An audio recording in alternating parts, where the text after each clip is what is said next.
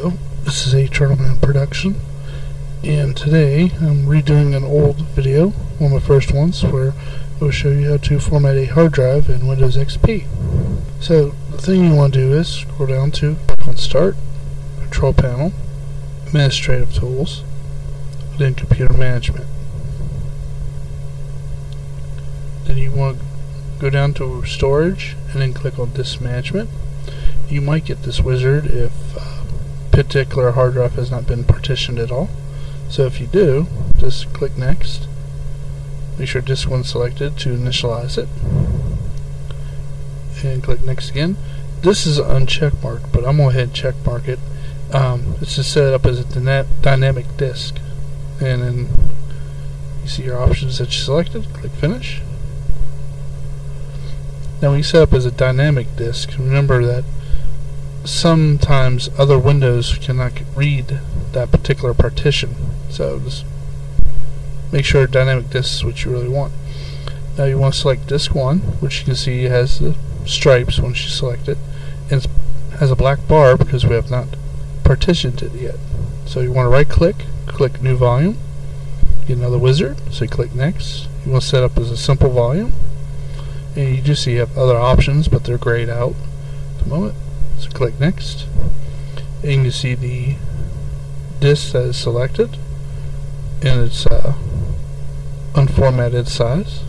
So what we're going to do is we're not going to use the whole entire disk, so I'm going to shrink it down to 940. So click Next.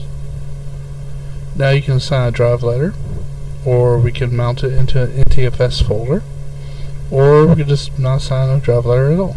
If I want to assign a drive letter, I'm just going to change it to P, because sometimes letter E is used for your DVD-ROM drives, just to prevent any conflicts. We can format it as NTFS. Default block size, you can set it to anything you want, but I recommend just leaving it default. Volume label, that's the name of the partition that you want to give it, so I'll name it Piggy. And I recommend selecting Perform a Quick Format, so that way it only take a couple seconds to format it and not minutes. So you can enable file and folder compression if you want, but I'm not going to on this partition. And click Next, and there's all the options that you have selected, and this is what will be performed. Then click Finish, and voila, you now have a partition. Now if you notice, the partition is gold and not blue like the others. That's because we did a dynamic